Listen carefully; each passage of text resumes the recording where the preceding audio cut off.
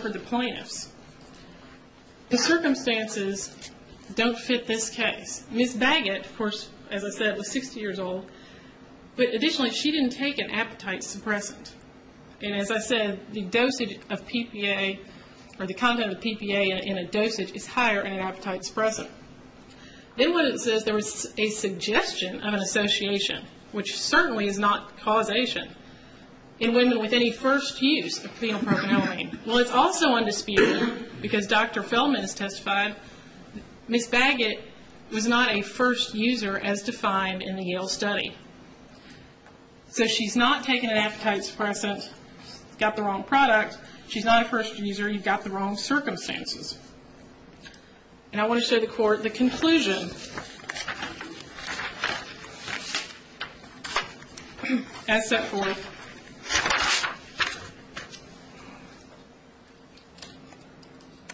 in the New England Journal of Medicine. This says, in conclusion, the results of the hemorrhagic stroke project suggest that phenylpropanolamine in appetite suppressants, wrong product, and possibly also as a cough and cold remedy, is an independent risk factor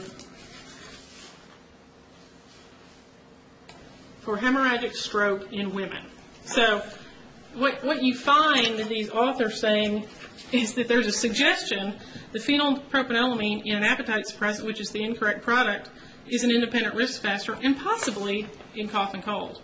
Was it your position that a general, if I adopt this distinction between general and specific causation, but that a general causation expert has to convince me that this probably causes stroke, or are they only required to show that it can cause a stroke? I think they're required to show you that it can. And I don't. Wouldn't possibly mean can? It might, but I don't think they can get to can from a possible risk factor. Talking about an association, and this goes back, this is talking about an association, a possible association. It's not talking about a cause. Now, they've extrapolated, these experts, but I think it's a far cry to go from a possible association with the cough and cold product, and this is what you have to take into account as the gatekeeper, to make that leap to say it can cause. And so this is what I've just shown you is basically the plaintiff's strongest piece of evidence. Now, I'll show the court a page from what's called the Korean study. I don't know if the court probably saw in the briefs, there's a new study out. It was done in Korea. It's been translated by the plaintiff's attorneys. And I'm going to discuss more about the Korean study in a moment. But I did want to show the court from page 6 of the Korean study, where it says, it's talking about here in this paragraph here, it's talking about the U.S. study. And it says, the U.S. study only revealed the statistical significance in the association between the occurrence of hemorrhagic stroke and the use of appetite suppressants containing PPA, but it didn't prove the statistical association between cold remedies containing PPA and hemorrhagic stroke. So here you've got this second study, and the authors of the second study, if you can take the translation at face value, and we'll talk about that in a moment, who are saying, well, the U.S. study, the HSP, didn't even show us a statistical association for cough and cold medicine. It was not statistically significant. And that goes back to your question, Your Honor. Why can't you get to the can cause? Well, it's because there wasn't even a statistically significant association shown.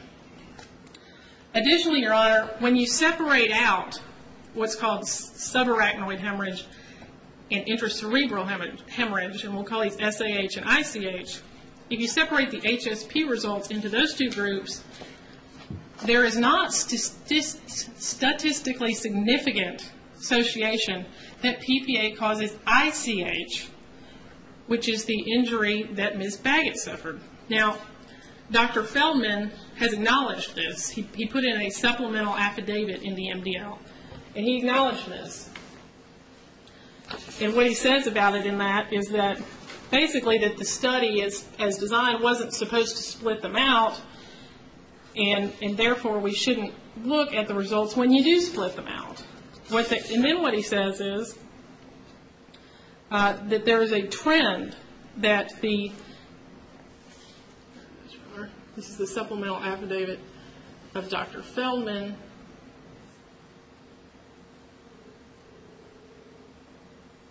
And it's just that very first sentence. What he's talking about is that the results show trends for an association between PPA ingestion and ICH and aneurysmal SAH. What he's talking about there is when you separate them out, while it's not statistically significant, there's a trend towards association. And let's go back to that trustworthiness and reliability standard under McDaniel. Is a trend toward an association enough to get by the court's gatekeeping role and get to the jury? And I don't think it is. Now, I want to go on and talk about the other lines of evidence the plaintiffs rely upon. The next is that PPA, because it's a sympathomimetic amine, acts similarly to the other sympathomimetic amines. And let's look, though, to see what Goodman and Gilman, and this is, Your Honor, kind of, I guess, the Bible of pharmacology, and what they say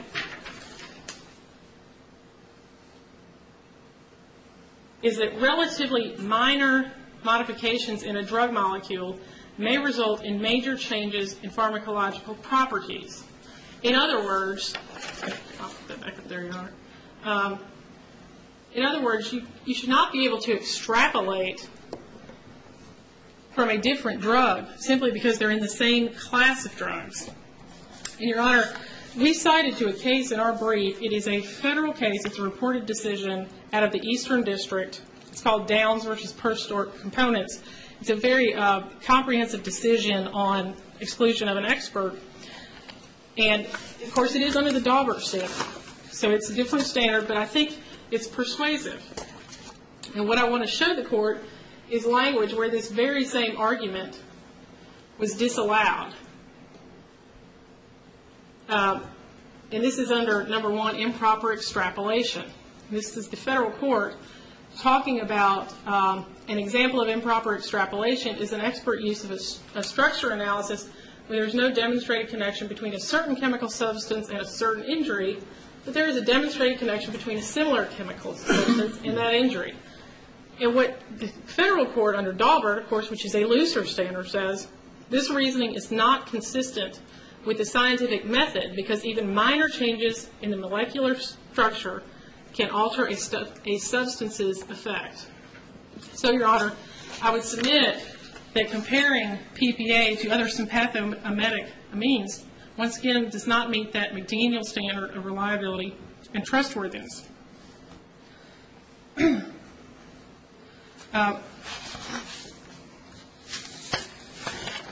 For example, Your Honor, if you look at, this is an article, this was Exhibit 23 to our brief. It's an article from the Journal of Stroke that was authored in part by Dr. Feldman, who's one of the plaintiff's experts. And this article talks about cocaine use having an odds ratio of 24.97. This is an odds ratio between subarachnoid SAH hemorrhage and cocaine use. Well, we know that from the same article that the odds ratio for PPA in the SAH is 1.15. Cocaine use is 24.97.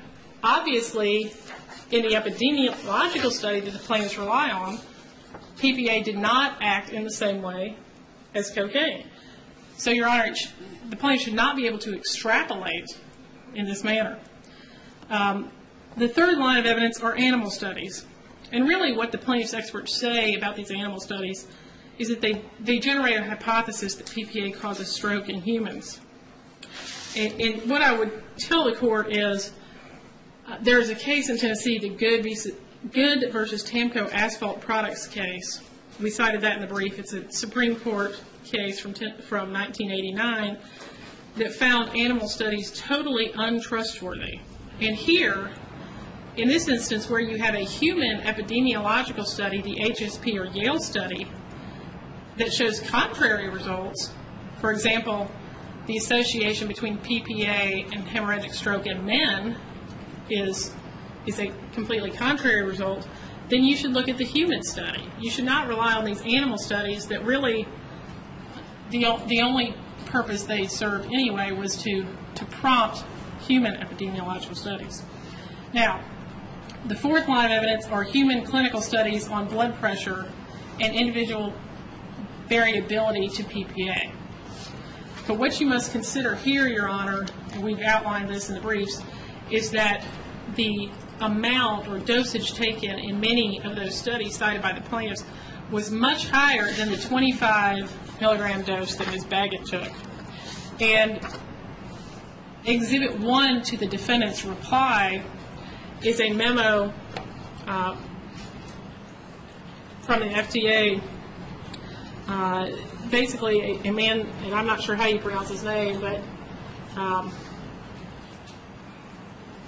believe it's Lipicki, or Lipicki. But anyway, he examined the blood pressure studies as well and came to conclusions. And his conclusion was that formulations of 25 milligrams, remember that's the amount Ms. Baggett took, admittedly, are clearly appropriate for OTC use. Larger doses, 50 milligrams, might require further consideration of policy grounds, although there is no evidence they are harmful. So this person who looked at the same studies on blood pressure said the amount, the dosage that Ms. Baggett took is not harmful to blood pressure. That's what his conclusion was, and that's in our exhibits, Your Honor. The next line of evidence is the large volume of peer-reviewed, what they call large volume of published and peer-reviewed literature. And as I showed the court before, what the Yale study says in the New England Journal of Medicine is, well, that stuff really wasn't reliable enough to pass muster to make scientific inferences. And what we're really talking about here are case reports. In case reports, once again, the purpose of a case report is to prompt epidemiological studies, is to form the hypothesis. And what McDaniel says about case reports is that they are less useful than epidemiological studies. What the Downs case that I showed the court before, this is that federal case from the Eastern District, says, it says here, number 2, rely upon anecdotal evidence. It says, basing an expert opinion upon the expert's own experience or on a few case studies cuts against admissibility. It says the court ruled, and it cites another case, another federal case, that said the court ruled that case reports are not reliable scientific evidence of causation because they simply describe reported phenomena without comparison to the rate at which the phenomena occur in the general population or in a defined control group. So once again, Your Honor, case reports are simply not sufficient. And this all goes back to the plaintiff wants you to consider this cumulative batch of evidence. But when you start digging and you start looking at each line of evidence individually, they don't pass muster. And if the elements or the lines of evidence can't pass muster, then taken as a whole they can't pass muster. Line 6 is textbooks. Your Honor, the textbooks are only as good as underlying data, and what they rely upon are the case reports and extrapolation from other drugs. And as I've shown the court, especially through the Downs case, which I think is a very well-reasoned opinion, those aren't sufficient, sufficiently trustworthy, especially under the McDaniel standard. And then the last line of evidence that the plaintiff relies upon are the Jolson analyses. And this is where Heidi Jolson, who was with the FDA, she's an epidemiologist, went through and found and compiled